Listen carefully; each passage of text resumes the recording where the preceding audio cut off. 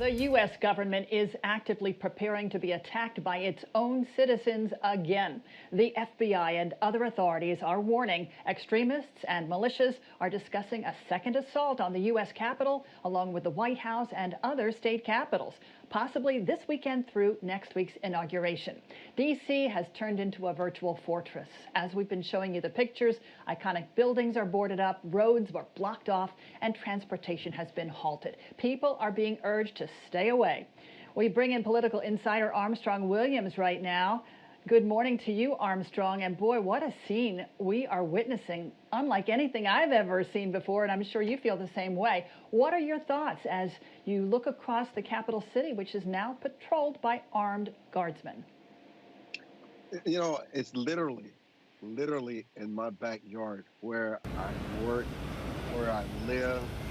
I've seen the barriers sort of smoothed out. I got a chance to speak to some of the military yesterday, and it lets you know that this is unlike Katrina, where you have a recovery operation with thousands of troops. You have 21,000 troops that will be here, and it's a defense. They are really expecting something to happen. They have soldiers sleeping on the floors of the Capitol. I don't even know if this has been reported, but they have not even really a plan, Melanie, to a large extent, how they're going to feed them, the toiletries that they're going to use, where they're going to accommodate them. I mean, these are kind of things that are coming from our sources inside the U.S. Capitol. And they just don't have enough restrooms with these soldiers going in and out, never knowing what they're being exposed to. So they have other issues that they're dealing with internally with their own safety and the health of these soldiers. And so, you get used to it. This is the world we find ourselves in now.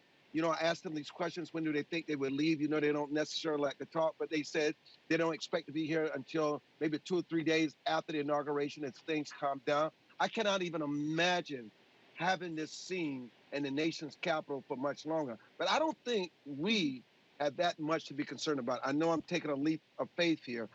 Nobody in their right mind, Melanie, in their right mind would try to penetrate this wall of military with soldiers and personnel, given the cages that they have in the show of force. I think you make the point earlier. I think what we need to be concerned about are the other capitals around the United States that will never have this kind of military might, this kind of presence that they may be threatened. And what they need to do is beef up their security, because I think the protesters did what they needed to do on January 6th. Whether we'll have a repeat of that, I'm not as concerned about that happening on Inauguration Day. I also want to ask you about the impeachment vote this week, Armstrong. And President Trump became the only president ever to be impeached twice in his term. 10 Republicans joined with the Democrats on that vote to impeach, which really wasn't a large number. 197 did not vote to impeach. So were you surprised that so many of the Republicans stuck with the president? You know, I don't think it's necessarily standing by the president. They're standing with their constituency, particularly for conservatives and moderate Republicans. Their base is the same as the president. And also, even though Pelosi signed the impeachment articles, she's yet to send them over to the Senate for their proceedings. And why? Because privately, we're being told that President-elect Joe Biden does not want to impeach the president. He doesn't want to carry this on into his inaugural ceremony, and he certainly doesn't want it a cloud over his administration, impeaching the president of the United States Senate with so many issues, COVID-19, the economy, foreign policies, and the other issues that he will be facing. And he doesn't also want to face the fact that if they were to impeach Trump in order to extend an olive branch to the 75 million people that voted for him, that he may find himself in a position to pardon Mr. Trump, which would further anger his base.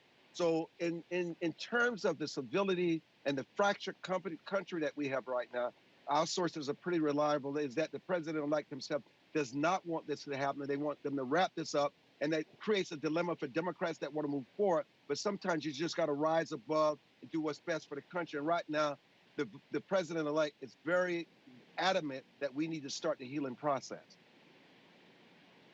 All right. Thank you so much, Armstrong Williams. Always a pleasure to talk to you. With the inauguration coming next week, it'll be a lot to talk about after that, too. So you can always catch the Armstrong Williams Show. It airs every Saturday morning at 10:30 right here on WJLA 24/7 News.